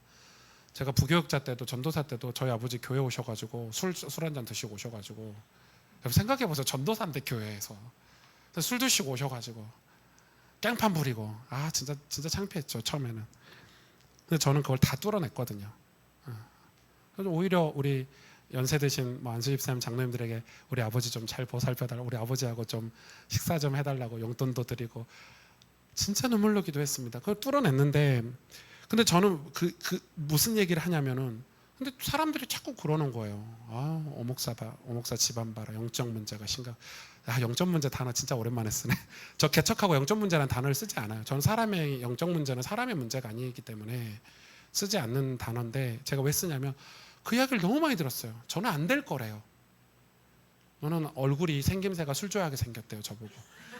아버지 닮았거든요. 저는 술을 먹어본 적이 없어요, 여러분. 생긴 건 이러지만, 고신에서 신학을 배워가지고 초 보수예요, 보수. 좀 심한 보수예요. 물론 성도들에게는 그렇게 안 하지만. 그리고 여러분, 저는 소주 맛, 맥주 맛을 몰라요. 먹어본 적이 없기 때문에. 유일하게 와인은 마셔봐서 와인 맛이 어떻다는 건 알아요. 그러나 소주, 맥주 맛은 입에 대본 적이 없어서 무슨 맛인지 사람들이 뭐 시원하다는데 사이다처럼 시원한가? 뭐 이렇게 추측만 할 뿐이에요. 제 별명이 신학교 다닐 때 천연기념물이었습니다. 노래방 한 번 안 가봤지, 술, 담배 한 번도 안 해봤지. 근데 여러분, 제가 자꾸 안 된다는 거예요. 의심과 불확실성으로 저에게 순종을 강요하는데 그게 아니잖아요. 제가 아버지가 와서 술 드시고 오는 건 제 현실인데 그게 왜 창피해요? 우리 아버지인데. 저런 아버지 때문에 내가 태어났는데 감사하지. 그게 부끄러운 일이에요? 부끄러운 일이 아니에요. 잘 됐지. 우리 모든 성도들이 나를 위해서 기도하겠네. 얼마나 좋은 일이야. 아버지 다음에도 술 드시고 또 오세요. 또 술 드셔서 이상한 데 가는 것보다, 어제 술집에 가는 것보다 교회 오는 게 낫지. 무려 8개월을 그렇게 하셨습니다. 생각해 보십시오. 뭔 말하다가 여러분, 순종은 뭐예요? 그래야만 하기 때문이 아니라 그러고 싶어서 하는 게 순종이에요. 그게 순종이죠. 순종은 부끄러운 게 아니에요. 자존심 상하는 게 아니에요. 순종은 내가 내 아내를 사랑해서 섬기는데 설거지 해주고 빨래 해주고 내 아내를 위해서 쓰레기 버려주는 게 그게 왜 부끄러운 일이고 자존심 상하는 일이에요. 사랑해서 하는 일인데, 하고 싶어서 하는 일인데 전혀 부끄러운 일이 아니에요. 자, 그러면 복음은 뭐냐? 세 번째 같이 읽어볼까요? 시작. 나를 대신하신 예수. 이게 핵심이에요. 자, 나를 대신하신 예수, 이 세 단어를 조합이 이게 복음이에요. 나를 대신하신 예수가 복음이에요. 우리는 예수님이 자신이 하셨다고 말씀하신 것, 즉 우리의 죄의 대가를 전부 지불하셨고 그것을 영원히 해결하셨으며 그 이후 믿음에 따라 우리의 삶을 재조정하셨음을 믿도록 명받았죠. 그렇죠? 우리가 만약에 그걸 믿는다면 순종할 거예요. 순종하지 않는다면 뭐예요? 믿지 않는 거예요. 아직 불확실성인 거예요. 믿지 않는 거예요. 그렇죠? 여러분, 제가 학원을 가도 선생님이 이 선생님 잘 가르쳐. 근데 제가 공부를 안 하면은 그거는 그 선생님은 잘 가르치지만 나는 그 선생님에 대한 확신이 없는 거예요. 확신이 있으면 선생님이 가르쳐준 대로 해야지. 근데 내가 안 해. 공부를 안 해. 그러면은 나는 아직 확신이 없는 거예요. 순종을 하지 않으면 그거는 확신이 아니에요. 거짓 확신이에요. 구원의 확신도 거짓 구원의 확신인 거예요. 굉장히 중요하죠. 예수님은 하나님의 심판을 모두 당하셨어요. 예수님이 다 당하셨어요. 우리가 당한 게 아니에요. 즉 우리에게는 용서가 이해되지 않고 합당하지 않지만 그분은 우리에게 용서하기에 합당하세요. 이게 무슨 말이냐면 우리는 우리 스스로를 용서할 수가 없어요. 우리 인간들을 봤을 때. 야, 김집사 누구 오승주 네가 어떻게 구원받고 네가 무슨 목사가 돼. 저 진짜 많이 들었던 소리 고등학교 때. 너 같은 게 무슨 목사가 된다고 진짜 많이 들었거든요. 그런데 성경은 뭐라고 얘기하냐면 그 확신이 아니라는 거예요.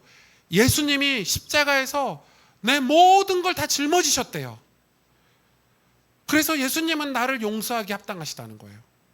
그래서 믿음이 내 믿음이 아니고 예수님의 믿음으로 구원받는 거예요. 이건 제가 강의를 안 할게요.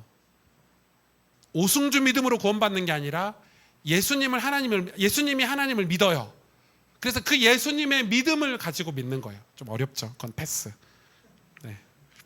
저희 성도들에게 이거 3시간 강의했어요. 저는 성경적으로 신학적으로 굉장히 중요한 거예요. 믿음에 관해서는. 내 믿음이 아니라니까요. 예수님이 하나님을 믿어요. 그렇죠? 성자 예수님이 성부 하나님 믿잖아요. 그리고 그분이 다 믿음을 감당하셔 십자가 지시고 죽으시고 부활하셨잖아요. 그 예수님의 믿음을 우리가 가지고 오는 거예요. 그래서 뭐라고 표현되어 있습니까?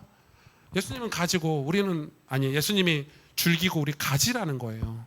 그 예수님이 내 안에 있고 내가 예수님 안에 있어야 구원받는데요. 다 표현이 뭐냐면 내 믿음이 아닌 거예요.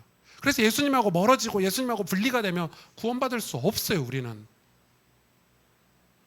예수님이 없으면 하나님은 우리를 죄인으로 보시는 거예요. 근데 예수님이 계시면 예수님 때문에 우리를 의롭게 하시는 거예요. 엄청 중요한 교리예요. 이 교리는 구원 교리예요. 정통 교리고 이걸 칼빈이 얘기했죠. 기독교 강요에. 그리고 우리 믿음이 아니라니까요. 자, 그러면 볼까요? 그래서 예수님 플러스 뭐예요? 아무것도 없어도 돼요. 예수님 공로 100% 예수님 공로로 구원받는 거지. 내 공로가 없어요. 그럼 우리가 여기서 좀 헷갈려요. 우리는 그러면 우리가 교회를 섬기고 복음을 전하고 이거는 이렇게 그런 상급을 받는 거예요. 그러니까 예수님 공로로 압도적인 사랑을 받았기 때문에 내가 하는 거예요. 이거 어떻게 외인 그룹 되면 이렇게 표현을 했던데 좀 표현이 좀 받아들여지지 않아서 그 사람은 부부 사이를 굉장히 예화를 많이 들었거든요. 둘이 사랑했잖아. 단점도 사랑한 거 아니야? 그래 그 사람이 나를 좀 욕하고 때리고 이래도 진짜 사랑했으면 그 사람이 변화되도록 기도해주고 또 그 사람의 단점을 메꿔주고 그게 부부지 이렇게 표현을 했거든요. 그러니까 그게 뭐라고 웬구르 되면 이 구원을 표현하냐면 그 부부 사이를 굉장히 많이 들었어요. 근데 우리도 신랑 대신 우리가 교회가 신부잖아요. 신랑은 예수님이고 그리고 부부가 됐어요. 결혼한 거예요. 결혼했다는 말은 예수님이 우리 모든 약점 단점을 다 커버해 주시겠다는 거예요. 그럼 우리가 하는 그 안에서 하는 빨래를 해주거나 예수님을 위해서 뭘 해주거나 이거는 공로가 아닌 거예요. 그냥 사랑해서 그게 감사해서 하는 어떤 그 사랑에 압도돼서 하는 그런 은혜 받은 거에 대한 자연스러운 행동이라는 거예요. 그게 공로로 볼 수 없다는 거예요. 그 밖에서 가서 그 공로로 해서 구원받을 수 있냐? 못 받잖아요. 그러니까 예수님 안에서 하는 헌신, 희생 이런 거는 공로가 아니라 그냥 예수님과 함께 하기 때문에 그냥 사랑의 표현인 거예요. 내 아내, 그래서 제 아내한테 내가 너하고 결혼해서 그동안 빨래 몇 번 했어, 쓰레기 몇 번 버렸어, 다 적어가지고 발로 차버리세요. 예, 이혼해야 돼. 그런 남자들은 발로 차버려. 예. 저는 이혼을 그렇게 반대하지 않는 목사입니다. 참고로. 예. 아우 하도 이상한 사람들이 많아가지고, 물론 성경적인 결혼은 이혼하면 안 되는데, 예. 그래서 복음을 세 단어로 요약할 수 있는데 바로 나를 대신하신 예수다. 그러면 이거 뭐가 나오냐면 로마서 3장 23절에 이런 말씀이 나오죠.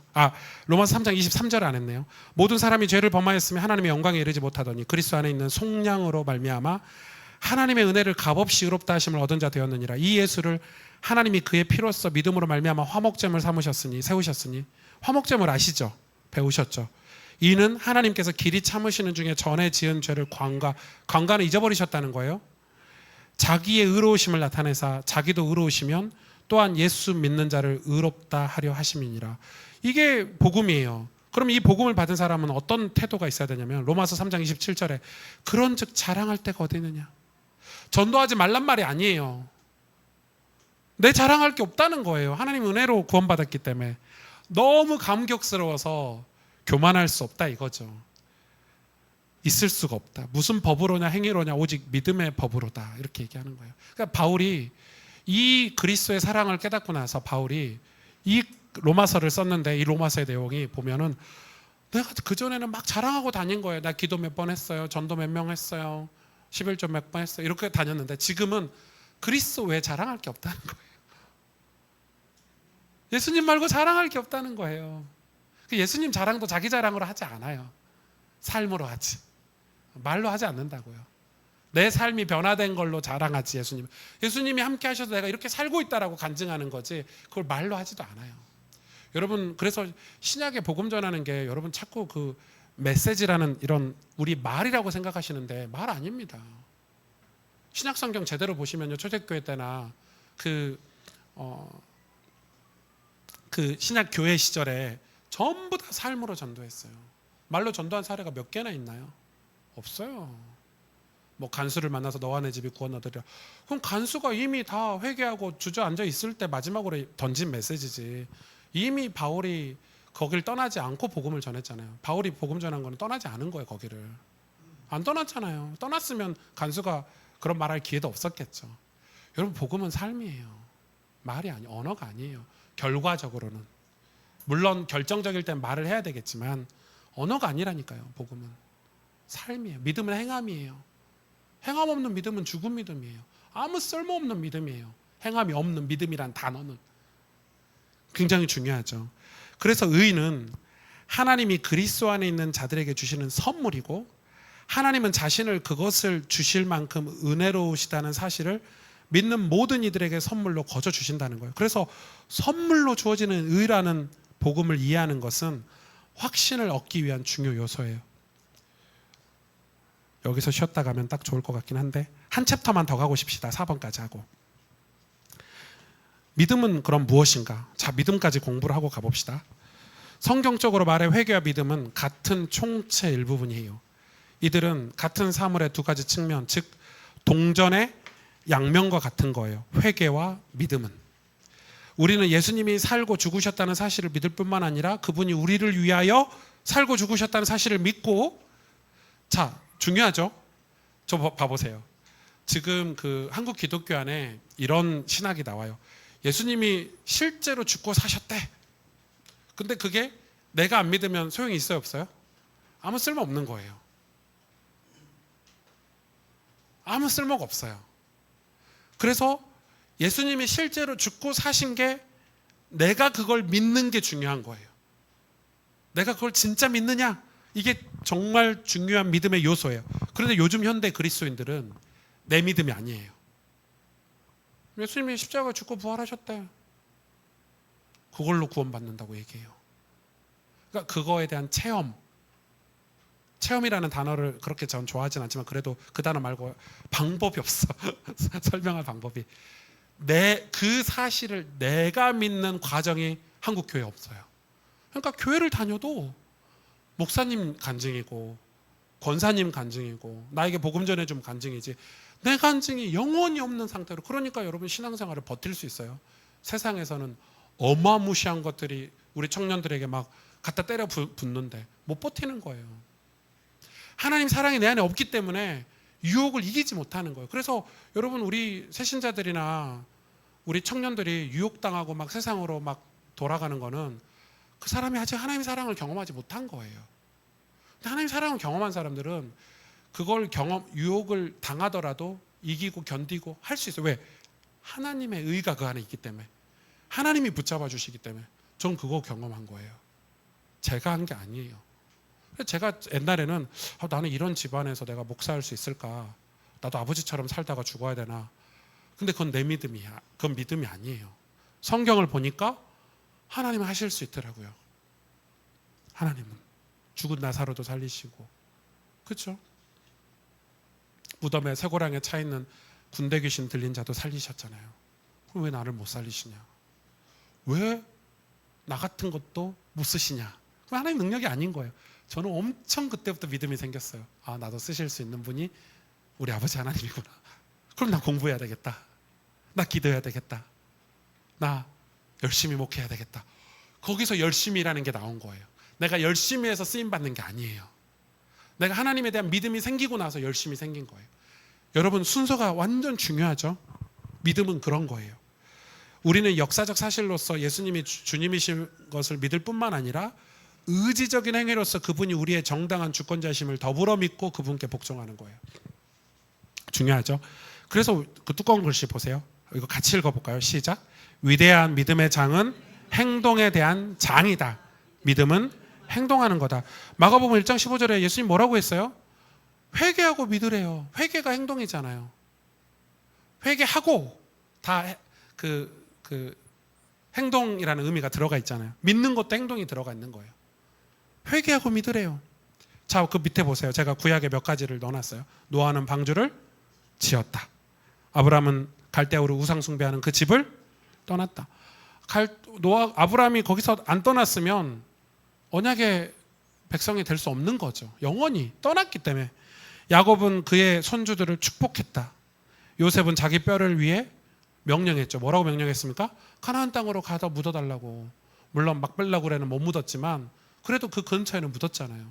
언약을 믿은 거죠. 자, 히브리어에는 믿음이란 명사가 없는데 이는 믿음이 그 행위를 떠나서 존재하지 않기 때문이에요. 믿음은 행위를 떠나서 존재하지 않습니다. 그런데 오늘날은 이 구원이 뭘로? 의식으로 축소돼 버렸어요. 자, 이거 굉장히 중요합니다. 많은 그리스도인이 생각하는 구원의 방식은 다음과 같아요.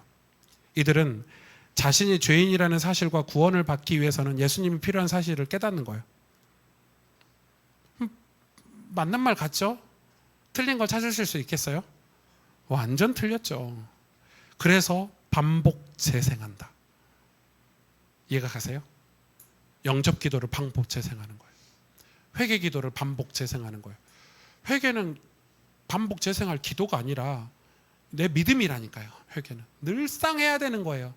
아버지, 오늘 주님 앞에 왔습니다. 주님 사랑합니다. 그게 다 회개예요. 하나님과 관계가 회복되는 게 회개니까. 하나님의 목적을 다시 회복하는 게 회개니까. 우리가 주일날 예배드리는 것도 사실 회개의 영역이에요. 근데 이거를 내가 어떤 뭔가를 얻기 위해서 의식으로 사용하는 거예요. 마치 무당의 주술처럼.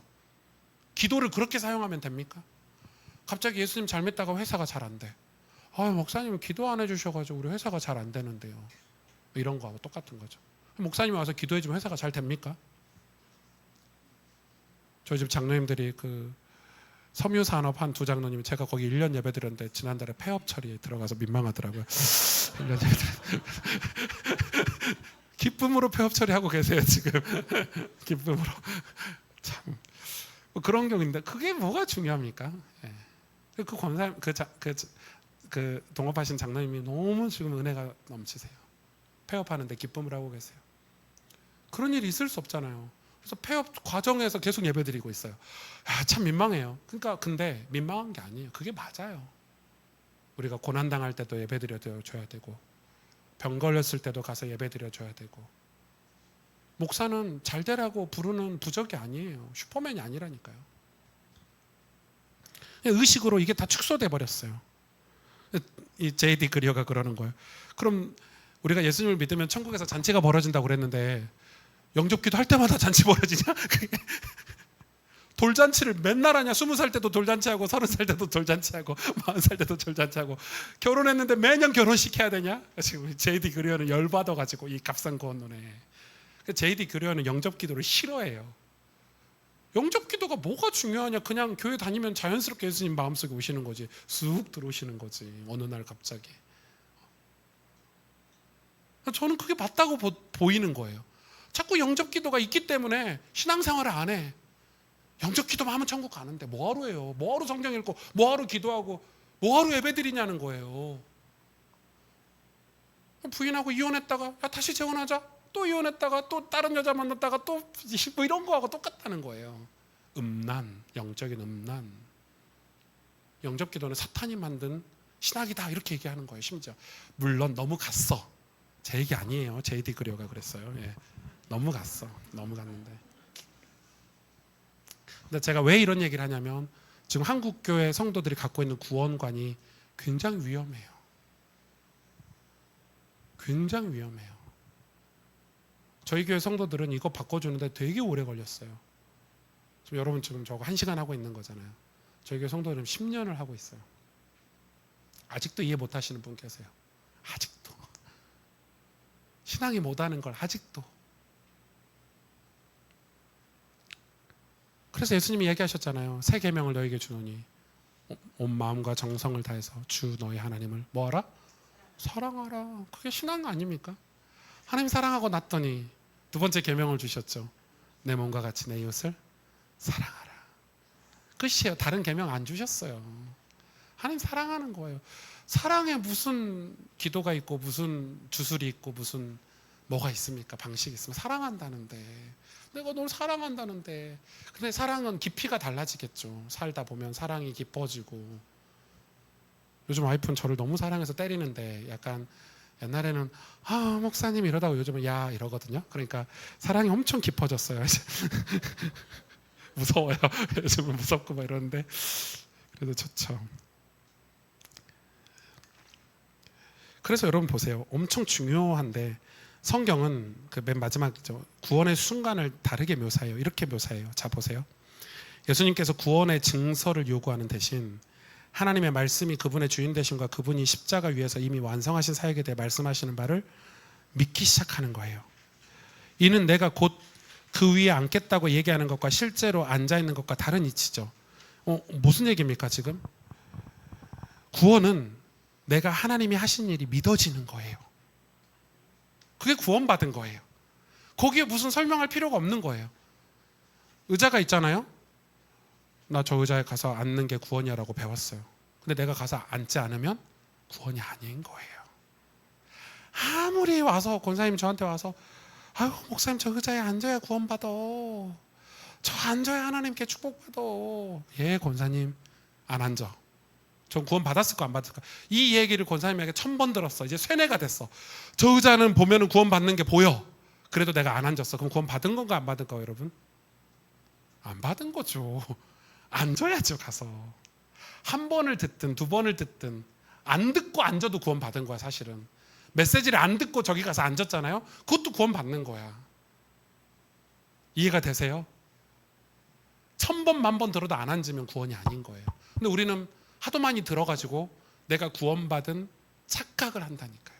거짓 구원의 확신. 하도 영접 기도를 많이 들어가지고 값싼 구원론 메시지를 많이 들어가지고 어디서 유튜브 같은 데 주워 들어가지고 마치 성령 충만한 것처럼 착각하는데 성령 충만의 근거를 제시해 보라면 아무것도 제시 못해요. 성령 충만이 뭔데요? 그럼 당신 성령의 열매가 있어? 성령의 열매가 뭐야? 성경을 안 읽어서 아나 성령의 열매를. 우리 알잖아요. 몰라. 근데 충만하대. 뭐가 충만한데? 지 느낌인 거야 그냥. 성령 충만도 지 느낌인 거지. 충만의 열매가 없는데 무슨 충만이에요? 온유하지 않는데 어떻게 충만해요? 어떻게 인내하지 않는데 어떻게 그걸 충만이라고 할 수 있어요? 사랑하지 않고 용서하지 않고 자비를 베풀지 않는데 어떻게 그걸 충만이라고 할 수 있어요? 양선이 없는데 어떻게 충만이라고 할 수 있어요? 성령 충만하고 맨날 술 먹으러 가고 남 흉보고 뒤에 가서 남 욕하고 비난하고 정죄하고 이런데 무슨 충만이요? 악덕이 가득한 자가 충만이라고 할 수 있습니까? 그러니까 중요한 얘기죠. 믿음은. 그래서 이 얘기예요. 밑에 보실까요? 회심은 의식의 완성이 아니라 뭐의 시작이다? 관계의 시작이다. 하나님 아버지와의 관계 시작이 바로 회심이다. 이제 시작한 거예요. 우당탕탕 시작한 거예요. 그러면 거기서 돌아섬이 있어요? 없어요? 없어요. 물론 낙심도 하고 삐질 수는 있어. 부부 사이에도 부부싸움도 하니까. 근데 돌아섬은 없어요. 탈락은 없다고요. 그러면 성경에 탈락한 사람들 있잖아요. 있죠? 히브리서에도 떠내려갈까 주의하라. 탈락한 사람들이 있죠. 분명히 있죠. 그럼 그건 뭐예요? 애초부터 안 앉은 거예요. 애초부터 구원을 안 받은 거예요. 그게 정통 신학이 얘기하는 거예요. 구원 받았다면 갈라설 수가 없어요. 하나님 사랑이 내 안에 왔는데 그걸 알았는데 내가 사랑을 깡그리 무시하고 우상을 섬길 수 있냐? 없다는 거예요. 그래서 이스라엘 백성들을 그 이사야 1장에 하나님이 이야기한 거 들으셨죠? 너희가 내 성전 뜰만 밟고 가는구나. 너희들은 단 한 번도 나를 사랑한 적도 없고 나를 경외한 적도 없고 나를 예배한 적도 없어. 성전 뜰만 밟고 갔어. 아무리 예배를 많이 드려도 구원 못 받았다는 거예요.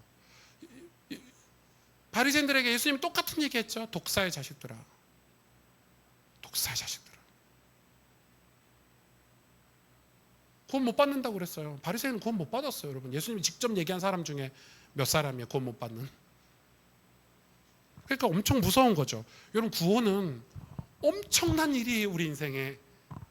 여러분, 우리가 이 땅의 나그네 인생을 끝나고 나서 천국에 입성한다는 게 엄청난 일 아닙니까? 전 그 소망으로 다 버티거든요. 경제 문제도 버티고 고난도 버티고 사람들의 조롱도 버티고. 저는 천국 소망 없으면 버틸 수가 없겠더라고요. 뭘로 버텨요? 우리 목사 같은 사람들이. 근데 그 천국이 압도해요. 그 천국이, 그 소망이, 그 하나님 사랑이 압도하기 때문에 이제는 이겨내는 거예요. 믿음은 그런 거예요. 이게 뭐 이렇게 예수 영접하면 네 성적이 오른다 이런 게 아니라니까요. 네 사업 좀 잘 되고 안 되고 이런 거가 아니라고요. 그건 일반 은총의 개념이에요. 성실하게 일하면 대가를 얻는 거예요. 누구든지. 불신자의 하나님도 하나님이시니까. 아멘. 네. 온 인류의 하나님이세요. 우리 하나님은. 그러니까 지금도 구속사를 위해서 일하고 계시지. 한 영혼이라도 구원하시려고. 그런데 일반 은총은 다 똑같아요. 불신자 열심히 일하면 돈 벌어요. 신자도 열심히 일해야 돈 벌어요. 신자는 열심히 일 안 하고 기도하면 돈 법니까? 공부 안 하면 갑자기 100등짜리가 1등 합니까? 공부 안 하는데. 그건 일반 은총이에요. 모든 인류를 위해서 하나님 베푸신 은총이에요. 건강, 운동해야 건강해요. 신자든 비신자든. 근데 자꾸 교회 다니면 건강해질 수 있다. 뭐 교회 다니면 공부 잘한다. 교회 다녀서 공부하는 게 아니고 교회 다니면서 내가 공부를 할 동기를 얻어가지고 공부를 했기 때문에 점수가 좋아진 거지. 네, 구분을 하셔야 돼요. 구원은 달라요. 구원은 특별한 은총이에요. 그건 정말 다른 영역이에요. 다른 걸로 구원을 얻을 수가 없어요. 세상 그 어떤 것으로도. 하나님과의 관계는. 자, 그럼 구원의 순간이 있죠. 성경은 구원을 한순간으로 일어난 사건으로 묘사를 했어요. 요한복음 3장에 우리는 거듭난다. 한순간이에요. 현재 시제예요. 사도행전 22장 16절에 우리의 죄는 씻김 받는다. 이것도 한순간이에요. 그리스도는 우리의 것으로 여겨진다. 로마 4장 5절에도 이것도 한순간이에요. 우리는 흑암의 나라에서 어둠의 나라에서 빛의 나라로 건짐 받는다. 골로새서 1장 13절에도 이것도 한순간이에요. 죽음의 아들에서 하나님의 사랑받는 아들로 변화된다. 에베소서 2장의 말씀도 한순간이에요. 이 모든 게 한순간에 일어났어요. 그런데 이것들 모든 그 어느 것도 점차적인 발전이 아니에요. 그러나 우리가 이런 사실을 믿고 확신하는 것은 영접했을 때가 아니라 우리가 이 사실을 알고 믿고 기쁨으로 살아가고 있기 때문에 우리의 과거가 이랬다라는 거예요. 이해가 되세요? 이거 이해하셔야 돼. 저 이거 이해하는데 엄청 오래 걸렸거든요. 한순간에 일어나는 구원이 내 인생을 돌아보니까 그때 하나님이 나를 구원해 주셨지, 그때 구원 안 해주셨으면 어쨌을 뻔했어 라고 갖고 있는 거예요. 그러니까 결혼식이 있었기 때문에 부부로 사는 거하고 똑같은 거예요. 그래서 인생을 되돌아보니까 그때 내가 내 아내를 만나서 결혼식을 했기 때문에 내가 지금 서로 더 의지하고 서로 손잡고 지금 살고 있는 것처럼, 그 결혼식이 한순간에 일어난 일이지만 그 결혼식이 세월이 지나서 뒤돌아보니까 하나님의 은혜였다라고 말하는 거예요. 지금 그 이야기를 하고 있는 거예요. 이거 J.D. 그리어가 말한 거예요. 즉 회심은 혼인 예식과도 같은데, 이들은 온 마음을 다해 신랑이신 예수님께 네라고 대답했고, 이들의 삶은 단연코 변화했고 다시 전으로 돌아가지 않는다. 아멘. 예. 이게 믿음이에요. 믿음은 내 믿음이 아니라 그래서 하나님의 약속을 믿는 믿음이어야 돼요. 예. 여러분, 하나님 약속을 믿는 믿음이어야 돼요. 구원받는 것은 그리스도와 관계지, 그 관계의 시작을 상징하는 어떤 주문과 기도가 아니라는 거예요. 당신이 믿기 시작하는 일은 당신이 현재 믿고 있다는 사실만큼 중요하지 않아요. 이해가 되세요? 믿기 시작한 게 중요한 일이 아니에요. 현재가 중요하지. 내가 내 아내를 지금 사랑하는 게 중요하고, 내 아내와 지금 함께 어려운 길을 헤쳐나가고 부부관계로 살고 있는 게 중요한 거예요. 그러면 굳이 결혼식 언제 했냐를 굳이 상기시킬 필요가 없어요. 그걸 기억하고 살 필요도 없어요. 솔직히 저희 와이프랑 언제 결혼했는지 잘 모르겠어요. 기억도 안 나요. 하도 오래돼가지고. 물론 와이프가 알면 난리 나겠지만, 결혼기념일도 하고 하지만은 기억도 안 나요. 맨날 까먹어서 혼나고 이러거든요. 근데 그게 중요하지 않아요. 왜 와이프도 섭섭하지 않은 게, 그걸 기억하는 것보다 내가 지금 자기에게 잘해주는 게 훨씬 더 중요하니까. 전 정말 저희 와이프 사랑해서 잘해주거든요.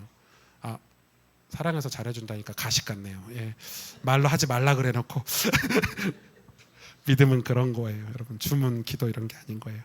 우리 한 5분만 쉬었다가, 뒤에는 짧을 거예요. 이제 정리만 하면 되니까 회개부터는 5분만 쉬었다가 바로 합시다. 감사합니다. 질문이